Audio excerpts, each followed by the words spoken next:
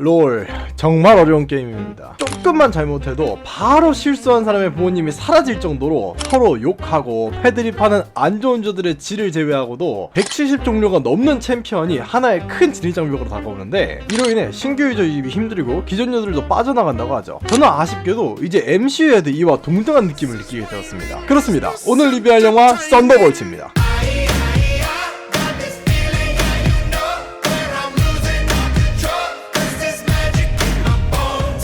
우선 저에게 있어서 리뷰란 첫 영상에서 말씀드렸듯이 제가 이 작품 혹은 상품에 대해 작성하는 소노몬입니다. 어디까지나 저의 주관적인 의견을 기반으로 이야기하는 것이기에 들으시기 불편하실 수도 있고, 여러분들은 다른 의견을 가지고 있을 수 있으며 그 의견 또한 저는 충분히 도움드린다는 것을 알아주셨으면 좋겠습니다. 여러분들은 MCU 시리즈를 어디까지 보셨나요? 전 엔드게임 이후로 영화는 가오갤 3를 제외하고는 본 적이 없고, 드라마는 소식만 들었지 제대로 본 적은 없죠. 저와 비슷한 분들이 많을 것 같은데, 그런 사람들에게 썬더볼츠는 마블의 정을 떼게 만드는 장애물입니다. 엔드게임 이후 좋은 평가를 받은 영화가 적지만, 이후 둠스데이와 시크릿 워즈를 위해서 준비를 하고 있는 마블에게 이번 썬더볼츠는 큰 악수였다고 보이죠. 이런 썬더볼츠의 장점으로는 전반적인 액션씬, PC라고 느껴지지 않는 PC를 제시할 수 있지만, 반대로 이런 장점을 씹어먹는 단점이 큰 진입장벽과 사건의 결말입니다. 이러한 장단점들을 아시려면 썬더볼츠가 어떤 내용인지 아셔야겠죠? 이 이후로는 영화 썬더볼츠에 대한 스포일러가 있으니 주의하시기 바랍니다.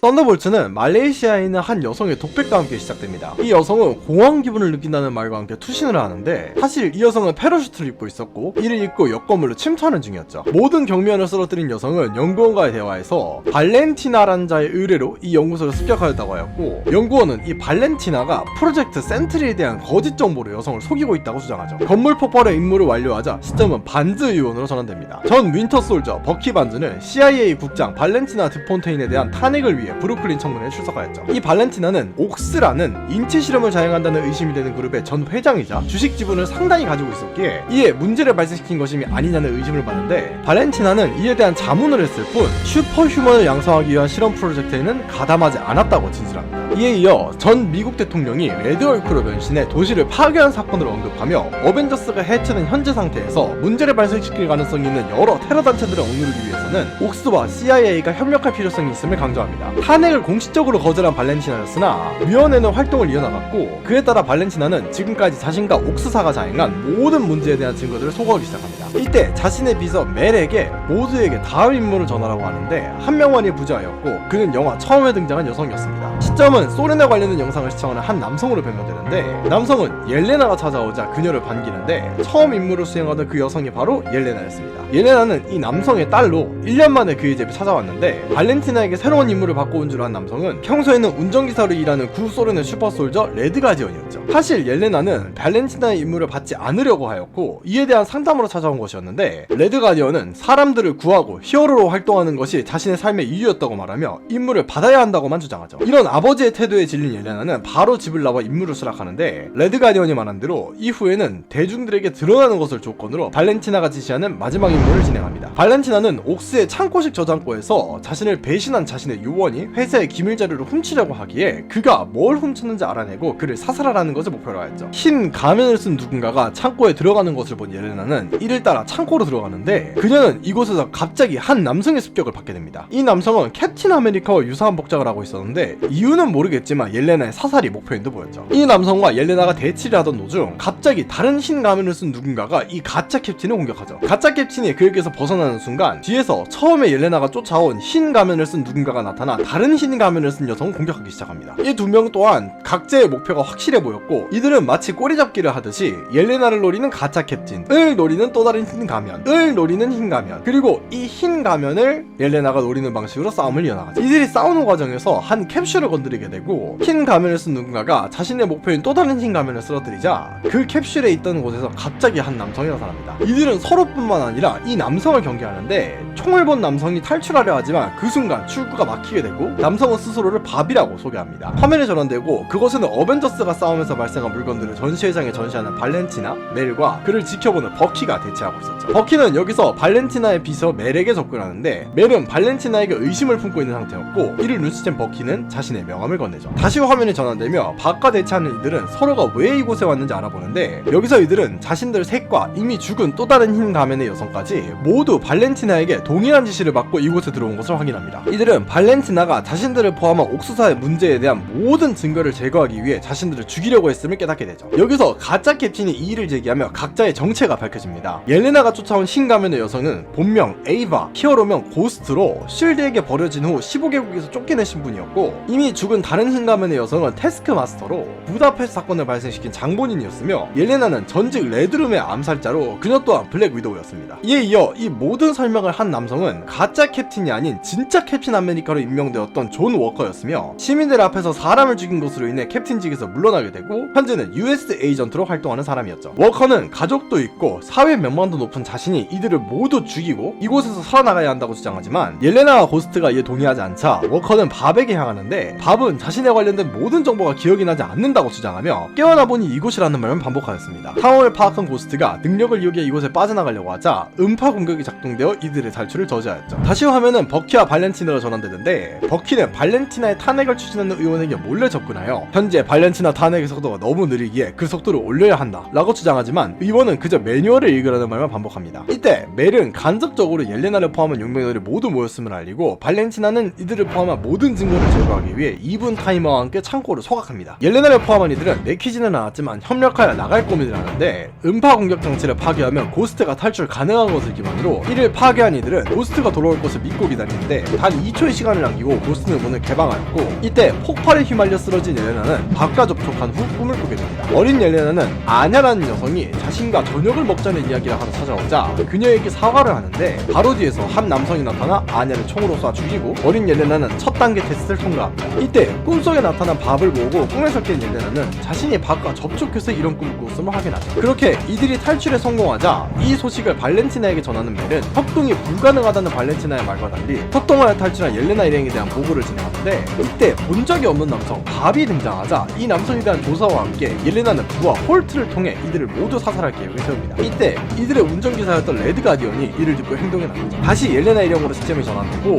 밥에 눈치 없는 말에 화가 난 워커가 그를 위협하자 옐레나는 밥을 도와주며 서로 이야기를 나누게 됩니다. 옐레나는 밥 또한 마음의 상처가 있음을 깨닫고 일단 그를 보듬어가며 이곳을 탈출할 때까지는 서로 협력하기로 하죠. 다시 시점은 버키를 비추는데 버키가 탄핵 소추안을 보던 중 멜에게 온 연락을 받고 그녀를 회유하려고 하지만 멜은 자신의 전화를 추적해달라는 이야기만을 남고 버키에게 협력하지 않는 모습을 보이죠. 다시 옐레나 일행으로 돌아와 이들은 위로 향하는 긴 통로로 올라가야 하는 상황을 마주하는데 슈퍼솔저의 워커도 이에 실패하며 고스트의 능력도 1분의 한계가 있었기에 밥의 아이디어를 통해 모두 벽에 발을 기대고 협력하며 올라갑니다. 이때 창고지로 향하던 발렌티나에게 멜은 하나의 소식을 전하는데 밥이 센트리 프로젝트의 생존자 말레이시아에서 참가한 로버트 레이놀즈였음이 드러납니다. 이들은 센트리 프로젝트의 성공 가능성을 염두에 두고 작전을 짜는데 이때 다시 시점은 옐레나 일행으로 돌아갑니다. 통로의 꼭대기에 도착한 이들은 한 명밖에 나갈 수 없는 상황이 닥치자 각자 자신이 나가겠다고 주장하며 재채기까지 나오려던 밥으로 인해 급박한 상황이 되자 워커가 혼자 탈출하며 3명이 떨어지고 이들 모두 아슬아슬하게 살아납니다.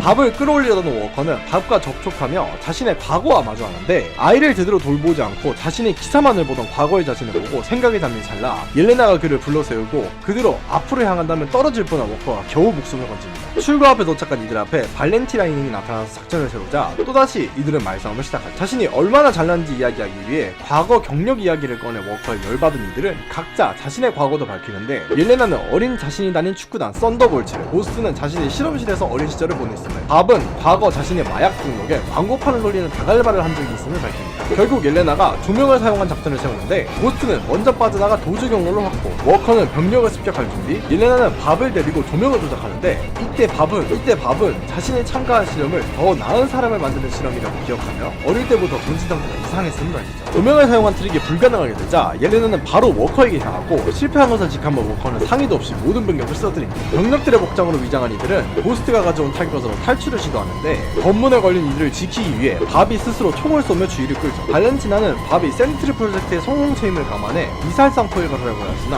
홀트님이 발포를 하고 말았고 옐레나 일행은 그에 그의 죽음을 직감해 이곳을 벗어나지만 뒤늦게나마 총탄 소리를 막으려는 발렌티나 앞에 모든 총알을 맞고도 그 어떤 상처도 남아있지 않은 밥이 일어납니다. 밥은 갑자기 공중부양을 통해 하늘 끝까지 날아가는데 성층권에서 의식을 잃고 마치 운석처럼 밥이 떨어지자 옐레나 일행은 발렌티나가 밥을 인간병기로 만들었다고 추측합니다. 발렌티나는 하늘에서 떨어진 밥을 회수함과 동시에 옐레나 일행을 죽일 계획을 세우는데 이때 멀리서 레드 가디언의 차량이 옐레나 일행을 향해 달려옵니다. 옐레나 일행은 이 레드 가디언의 차량으로 탈출을 진행하고 레드 가디언은 이들을 모아서 팀을 꾸리고 싶어 했는데 다른 멤버들은 모두 흩어져서 안전을 확보하기만을 바라죠. 이들은 발렌티나의 군부대 차량에 의해 추적을 나갔는데 버키가 이들을 구하는가 하였으나 버키는 이들까지도 공격하게 됩니다. 발렌티나는 어벤져스 타워를 손에 넣고 이를 워치 타워로 개조하며 센트리를 위해 사용하는데 잠에서 일어난 밥에게 발렌티나는 그를 센트리로 만들고 그의 가치를 알아주는 사람은 자신뿐이라며 밥을 설득하였고 이 과정에서 밥의 손을 만지게 된 그녀 또한 과거를 떠올립니다. 발렌티나는 어린 시절 아버지의 친구라는 어떤 남자의 말을 믿었으나 그는 아버지의 적이었고 그들 아버지는 사살당하죠. 꿈에서 깬 발렌티나는 혹시나 하는 경우 밥을 죽일 킬스위치를 만들라고 멜에게 지시하고 멜은 저렇게 불안정한 사람이 센트리가 되어서는 안 된다는 생각과 킬스위치를 만드는 발렌티나에게 의문을 품습니다. 다시 시점은 버키와 옐레나 일행으로 옮겨지고 버키는 이들이 주장하는 밥이라는 사람의 이야기를 믿지 않았는데 이때 멜에게서 걸려온 전화를 통해 이게 사실임을 확인하고 버키는 밥과 발렌티나를 막기 위해 이들에게 도움을 요청합니다. 이들은 그에 동의하며 이렇게 팀 썬더볼츠가 탄생하죠. 밥은 발렌티나의 지시 아래 자신의 능력을 각성하게 되는데 이와 동시에 썬더볼츠가 발렌티나의 건물을 습격합니다. 워치타워 꼭대기에서 발렌티나를 마주한 이들은 그녀를 체포하려고 하는데 이때 머리를 금발로 하고 나타난 밥이 로버트라는 이름과 함께 히어로 센트리가 되어 등장합니다. 발렌티나는 센트리와 이들을 싸우게 만드는데 옐레나는 밥을 설득하려고 하지만 그에 실패하고 이들은 부딪히게 됩니다. 썬더볼츠 모두가 덤벼도 센트리는 이들을 가볍게 제압하여 결국에는 센트리에게서 도망가게 되는데 센트리에게 상대가 안 되는 것을 한 이들은 결국 싸우며 갈라지죠. 발렌티나는 썬더볼츠를 죽이지 않은 센트리를 책망하지만 센트리는 신과 같은 자신을 책망하는 발렌티나가 마음에 들지 않았고 발렌티나는 이런 센트리에게 위협을 받게 되는데 이 과정에서 떨어지게 되고만 킬 스위치를 멜이 누르게 되면서 센트리가 죽는가 하였지만 그는 새까매진 상태로 또다시 일어납니다.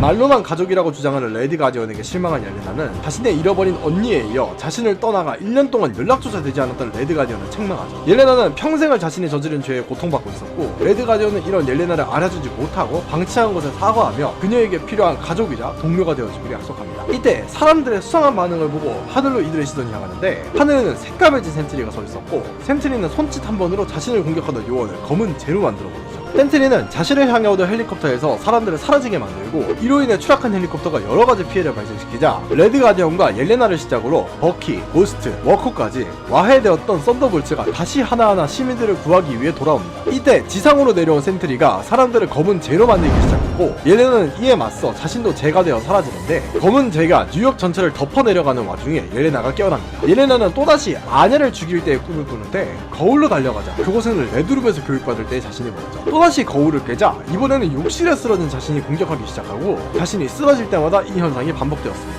이번에는 거울에서 밥을 발견한 옐레나는 그와 대화를 하는데 밥은 그 그림자와 같은 새까만 자기 자신을 보이드라고 칭하고 어릴 때 학대받고 힘든 삶을 살았던 자기 자신이 만들어낸 자아라고 말합니다. 옐레나는 이런 밥에게 혼자서 이런 감정을 끌어안지 말고 서로 이야기를 나눠야 하며 이를 통해 공허한 감정이 누그러질 것이다 라고 자신의 경험에 기반해 밥을 설득하는데 이때 보이드가 그들을 공격해오고 둘이 위험해지려는 찰나 모든 썬더볼츠 멤버들이 이들을 구하기 위해 등장합니다. 이들은 뉴욕이 침식당하는 것을 막고자 밥이 가장 두려워하는 곳 보이드가 있는 곳으로 향하였고 이는 처음에 옐레나가 향했던 옥스의 말레이시아 연구소였습니다. 이 연구소에서 보이드는 밥이 자신을 탄생시켰다고 주장합니다. 보이드는 계속해서 밥이 혼자 남을 것이라고 주장하며 그가 아무것도 아니라고 도발하기를 반복합니다. 하지만 옐레나를 포함한 썬더볼츠가 밥을 저지하며 밥이 혼자가 아님이 증명되며 보이드는 사라지죠. 뉴욕을 덮었던 검은재도 모두 소멸하면서 이에 휘발린 사람들도 모두 원래대로 돌아오는데 밥은 이 모든 과정을 기억하지 못하고 있었습니다. 이들 앞에 있는 발렌티나를 체포하기 위해서 천막을 넘어가자 발렌티나가 이들을 뉴 어벤져스라고 소개하며 영화를 마무리 됩니다. 첫 번째 쿠키 영상에서는 레드 가디언이 뉴 어벤져스가 그려진 시리얼을 사려는 아이 앞에서 자신이 뉴 어벤져스라고 소개하는 개그 영상이었지만 두 번째 쿠키 영상에서는 이들이 진지하게 자신의 미래에 대해 고민하고 우주에서 침입하는 무언가를 목격하는데 이 침입하는 우주선에 판타스틱4의 로고가 보이며 영화가 마무리됩니다.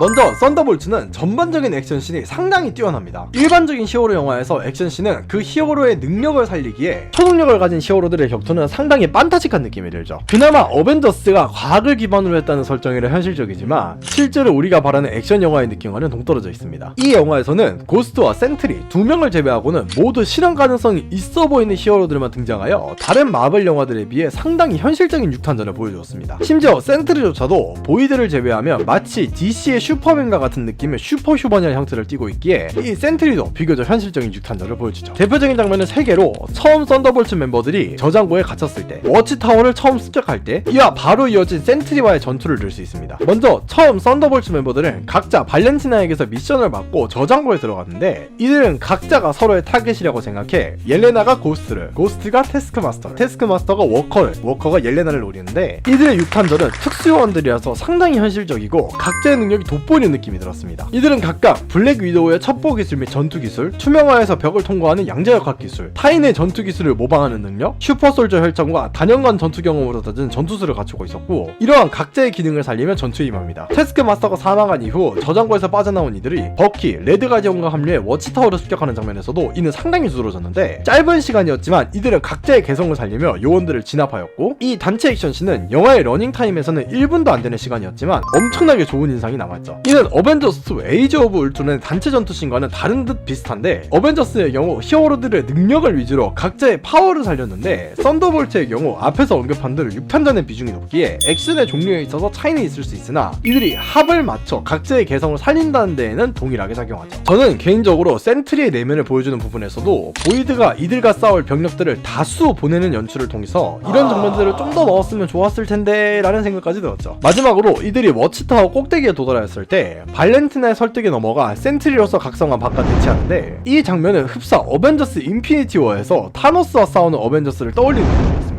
센트리라는 압도적인 힘 앞에 모든 히어로들이 각자의 최선을 다해 덤비는 모습을 보이고, 이 또한 육탄전이었기에 뛰어난 액션으로 보였습니다. 썬더볼트! 라고 텐션이 올라간 레드가디언의 개그와 엔드게임까지의 서사를 통해 와칸다에서 강화된 버키의 팔이 센트리의 주먹에 찢어지는 듯이 떨어지는 모습은 인피니티 워의 노웨어 전투 장면이나 엔드게임의 다른 어벤져스들의 합류 전 상황을 보는 듯 하였죠. 이후 이들이 엘리베이터를 타고 도망가는 장면도 묘하게 현실적이라 웃기면서도 센트리의 압도적인 힘이 돋보였기에 적절한 개그와 센트리의 힘을 잘 강조한 좋은 장면으로 보입니다. 이런 썬더볼트의 적절한 액션씬과 그에 준하는 개그는 이전 마블 작품 더 마블스와 대조되는데, 더 마블스의 경우 스위칭 액션이라는 소재만을 활용하였을 뿐 그 와중에 능력을 활용한 육탄전이 아닌 그저 나는 너를 때릴 거다! 라는 느낌만을 주는 엉성한 액션을 보여주었죠. 애초에 캡틴 마블을 포함한 주인공 3인방의 능력이 육탄전과는 크게 어울리지 않는데, 캡틴 마블과 포톤의 경우 에너지 블라스트를 메인으로 쓰고, 미즈 마블조차 몸을 변형시키는 것이 메인 능력이 아니라 수정을 활용하여 바닥을 생성하는 등 유틸리티적인 면모가 뛰어나죠. 이를 활용하여 미즈 마블이 수정을 쏘는 것이 아니라 스위칭을 하는 위치에 수정을 놓고 이들이 서로 위치를 바꾸며 블라스트를 쏘거나, 미즈 마블이 신체를 변형하여 밧줄처럼 만들어 빌런을 묶어놓고 포톤과 캡틴 마블이 완력으로 압도하는 식으로 싸우는 것이 적절했을 것으로 판단됩니다. 이와 같이 썬더볼츠는 액션에 있어서 긍정적인 모습을 보여주는데, 이런 능력의 활용을 개나 줘버린 더 마블스의 전투와 달리 썬더볼츠는 자신의 특기인 육탄전을 기반으로 능력을 활용하는 모습을 많이 보여주었기에 액션씬에서만큼은 마블이 발전시킨 요소라고 볼 수 있을 것으로 보입니다.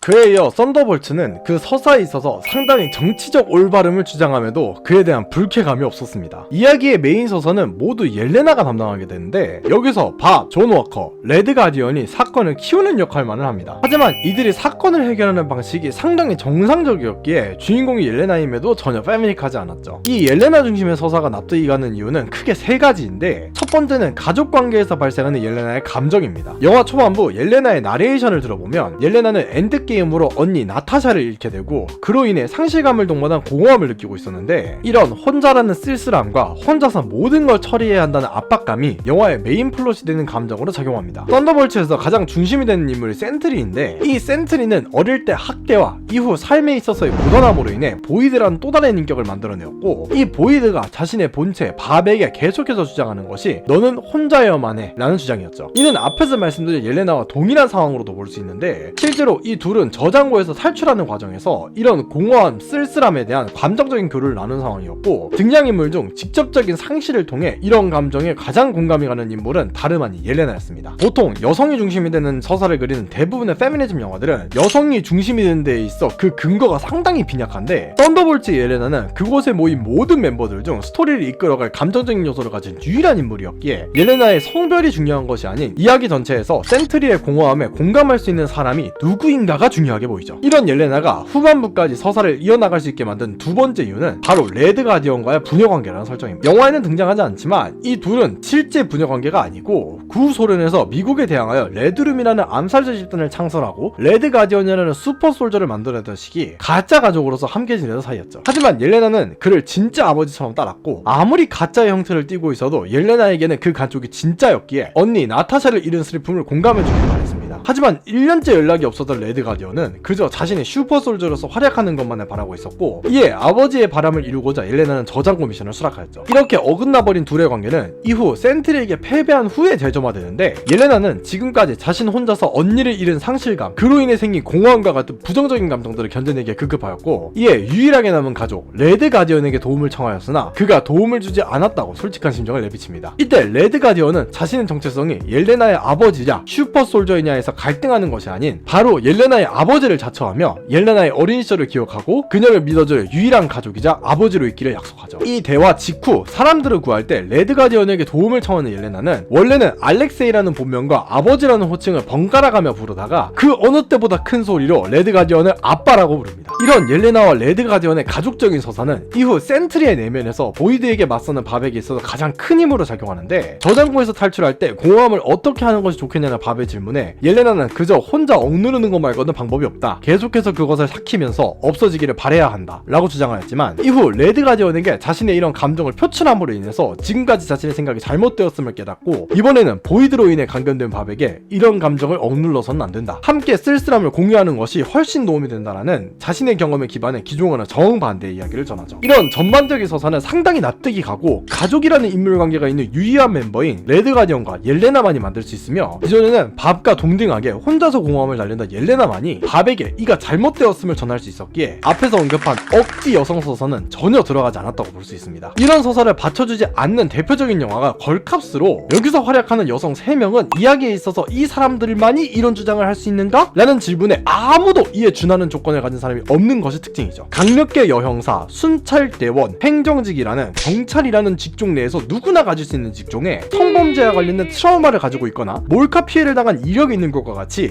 이야기 내에서 벌어지는 준강간 사건에 대한 그 어떠한 연결점도 가지고 있지 않습니다. 만약에 걸캅스의 3명이 각각 성범죄 사건을 해결하지 못하여 자살한 피해자를 만든 여형사, 몰카 피해를 받고도 꿋꿋이 일하는 여순경, 아버지의 성적 학대로 인해 고통을 받았던 행정직 여성이라는 입장이었고, 이런 성폭력에 대한 고통을 그 누구보다 공감할 수 있었던 사람들이 각자 앞으로 이런 일을 하지 않게 다짐하며 장기간 쌓아올린 성폭행에 대한 높은 인식과 지식을 기반으로 누구보다 빨리 사건을 해결한다고 한다면 이는 페미 영화로 보이지 않았을 것입니다. 마지막으로 남성들의 취급이 상당히 정상적인데, 보통 여성을 뛰어나게 그려야 하는 페미니즘 영화에서 남성은 그저 트롤링을 반복하는 멍청이로 그려지죠. 대표적으로 앞에서 언급한 영화 걸캅스에서는 남성들이 가해자로 등장하는 건 당연할 수 있지만, 남순경이나 경찰들이 이 사건의 조사가 단순히 늦은 것이 아닌 전혀 조사를 진행하지 않고 성폭행을 가볍게 보는 태도를 취하는데, 이는 오히려 영화의 몰입에 방해가 됩니다. 앞에서 말씀드린 대로 피해에 훨씬 더 민감하고 이에 대한 트라우마가 있는 여성 멤버들이 남성들보다 훨씬 더 효율적으로 또 빠르게 사건을 해결한다고 한다면 전혀 문제가 되지 않지만, 남자는 아무런 도움도 안 되고 오히려 방해만 하는 쓰레기야 라는 프레임을 기반으로 이야기를 진행하면서 그냥 남자를 욕하고 싶은 거 아니야? 주작을 못하면 남염을 못해요 와 같은 혹평을 듣게 되었죠. 이런 맥락에서 썬더볼츠에 등장하는 주요 남성 4명, 워커, 버키, 레드 가디언, 바비, 문제가 있는 인물들로 그려지는 건 동일합니다. 워커는 성격상의 문제로 여러가지 트러블을 발생시키고, 버키는 후반에 참가하였으나 크게 도움이 되지 않으며, 레드 가디언은 히어로가 되는데 집착하는 모습과 철부지 아빠의 모습을, 밥은 이야기가 진행되는 내내 도움이 되지 않다가 이후에는 배신하고 보이드라는 문제를 발생시키기까지 모두 한 가지씩 단점을 갖춘 캐릭터들이었습니다. 하지만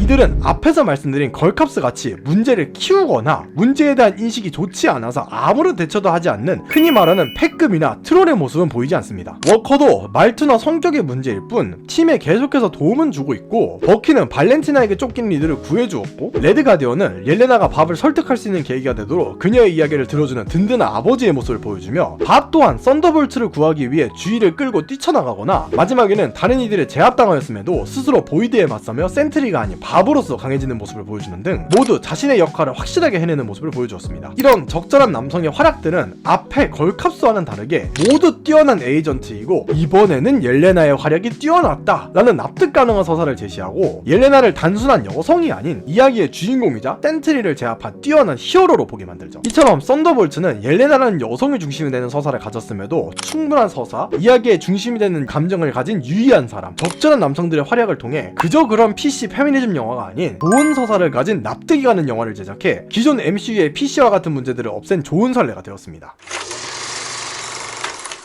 이런 장점을 가진 썬더볼츠에는 엄청난 단전들이 뒤따르는데, 먼저 이 영화의 진입 장벽이 너무나도 높습니다. 실제로 저는 영화를 다 볼 때까지 버키 반즈 한 명을 제외하면 모두 모르는 인물만 등장하여 이야기를 이어갔기에 어벤져스와 같이 뿔뿔이 흩어져 있던 히어로들이 모였다 라는 느낌보다는 DC의 수어사이드 스쿼드가 떠올랐습니다. 지금까지 마블이 진행한 여러 작품들에서 이들은 모두 파편적으로 등장하였는데, 옐레나와 레드 가디언은 영화 블랙 위도우에서 나타샤의 가짜 가족으로, 태스크마스터도 이 영화 블랙 위도우에서 빌런으로 등장하였고, 존 워커는 드라마 팔콘과 윈터 솔저에서 추락한 2대 캡틴 아메리카로, 고스트는 앤트맨과 와스프에서 빌런으로 등장하였죠. 저는 영화를 보던 중에는 고스트가 누구인지 떠올리지 못하다가 이후 리뷰를 쓰기 위해 조사를 하던 중 앤트맨과 와스프의 빌런이었다고 나와있어 상당히 놀랐는데, 이 앤트맨과 와스프의 타이밍이 문제였습니다. MCU의 하이라이트를 찍었던 어벤져스 인피니티 워 이후에 개봉하여 시간여행에 관련된 복선을 남기는 것으로 크게 기억되었고, 고스트 또한 이들과 마지막에는 합류하여 앤트맨 크루에 합류한 히어로라고 기억하고 있었기에 고스트가 갑자기 발렌티나 밑에서 일하는 것이 의아하게도 느껴졌습니다. 이 모든 영화들 중 우리가 시청한 엔드게임까지 등장했던 인물은 구 윈터 솔저, 버키 반즈, 이전에 빌런이었던 고스트 딱 2명이었죠. 나머지 멤버들이 발렌티나 밑에서 일하게 되는 장면들도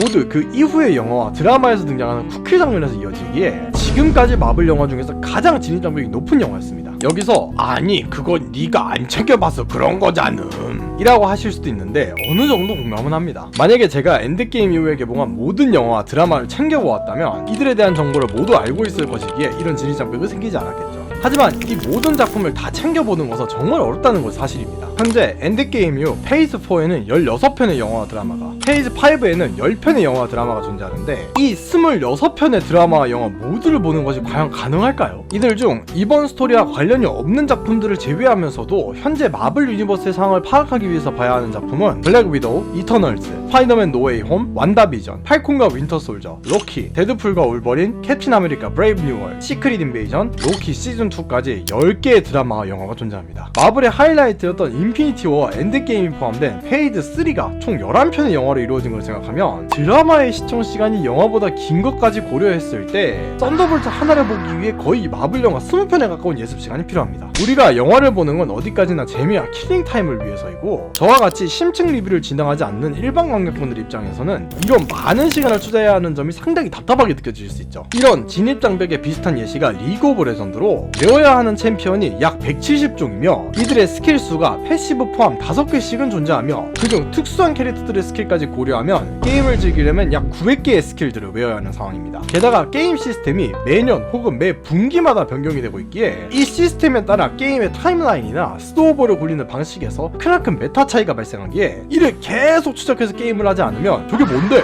이거 왜 이렇게 바뀌었어? 라는 질문이 나오기 십상이죠. 실제로 저는 시즌 3쯤 롤이 한국에 들어오고 자크가 출시되었을 때부터 고등학교 때, 즉 2018에서 2019년까지는 친구들과 롤을 자주 즐긴 유저로서 아펠리우스 이후부터는 진입장벽이 생겨 활발한 말을 즐기고 있습니다. 현재는 게임 한 판 하는데 뭐 해야 할 게 많냐 라는 생각으로 모르면 모르는 대로 게임을 진행하고 손해를 보면 지는 경우가 다분하며, 이런 메타에 크게 영향을 받지 않는 활발함의 중심이 되었기에 현재 MCU 영화에서 느끼는 이런 피곤함을 진작에 경험한 상황입니다. 그렇기에 이미 알고 있는 가디언즈 오브 더 갤럭시는 정말 재밌었지만 썬더볼츠의 경우 그래서 네가 누군데? 네 뭔데? 에서 시작해 그래 하고 어영부영 넘어가며 좋은 감상평이 나오지 못했습니다. 이와 같이 썬더볼츠는 엔드게임 이후의 마블 시리즈에 많은 시간을 투자하지 않는 이상 상당한 진입장벽이 발생하는 영화입니다. 시리즈 영화들이 그렇듯 영화가 길어지면 그에 따른 피로감이 상승하는데 마블은 이를 해결할 방법을 제시하지 않은 상태를 유지하여 참 안타깝죠.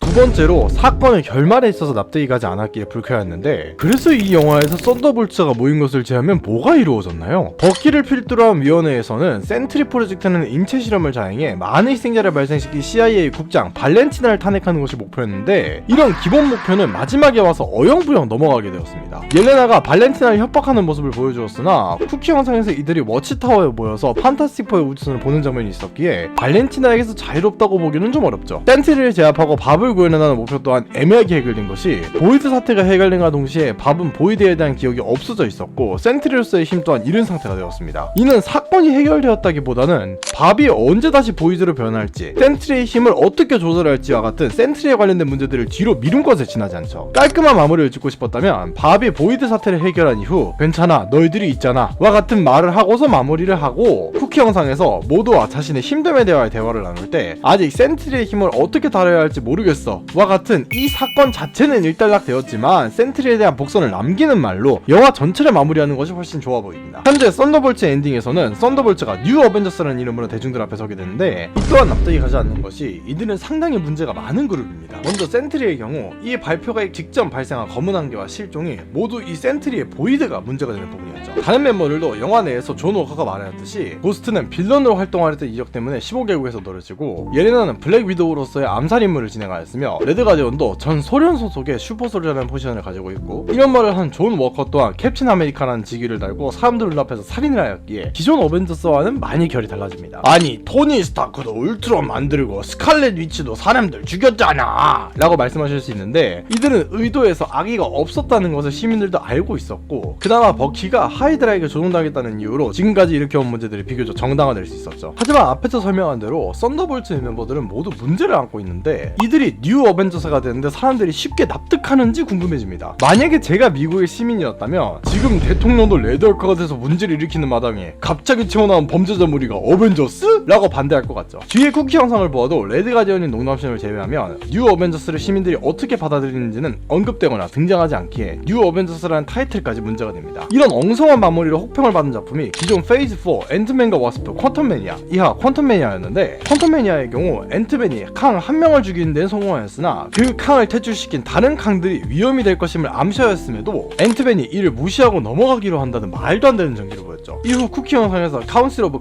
캉의 의회가 등장하며 쿠키 때문에 영화가 의미가 없어졌다, 이들이 오히려 문제를 키운 것이 아니냐는 생각을 하게 만드는 소위 말하는 쿠키 발사대 포지션을 내고 말았습니다. 이 썬더볼츠도 오히려 쿠키 영상에 등장한 판타스틱4가 위의 퀀텀매니아처럼 영화를 쿠키 발사대로 느끼게 만드는 데 일조하여, 영화에 나오는 인물들은 누가 누군지 모르겠지만 일단 판타스틱4가 나온다는 건 알았다 와 같은 반응이 나오죠. 이처럼 영화 썬더볼츠는 외로움과 같은 감정을 공유해야 한다는 메시지를 전달하는 데는 크게 성공하였으나, 그로 인해 발렌티나의 탄핵, 보이드의 대처, 뉴 어벤져스의 인식이라는 스토리 플롯 전반에 생기는 문제점들을 그대로 방치해버린 마무리가 어영부영 넘어간 쿠키 발사대라는 애매한 작품이 되었습니다. 정리하자면 영화 썬더볼츠는 여러모로 아쉬운 작품이었습니다. 페이즈 4 이후로 최소 10편의 영화를 봐야 하는 정말 높은 진실 장벽과 사건 해결이 엉성하고 뒤로 미루는 쿠키 발사대와 같은 마무리를 해서 장점들이 많이 묻히게 된 게 참으로 아쉽죠. 그럼에도 썬더볼츠의 6탄전을 기반으로 만든 현실적인 액션씬과 충분한 서사를 통한 납득이 가는 PC라는 좋은 선례를 남겼기에 더 마블스와 같은 엉망진창 영화는 아니라고 주장하고 싶습니다. 이런 PC나 페미니즘에 접근하는 방식이 훨씬 긍정적으로 발전하였고, 전달하는 메시지나 액션에 있어서 상당히 납득이 가는 영화 였기에 제가 썬더볼츠에게 주는 평가는 별 5개 만점에 3.5개입니다. 감사합니다.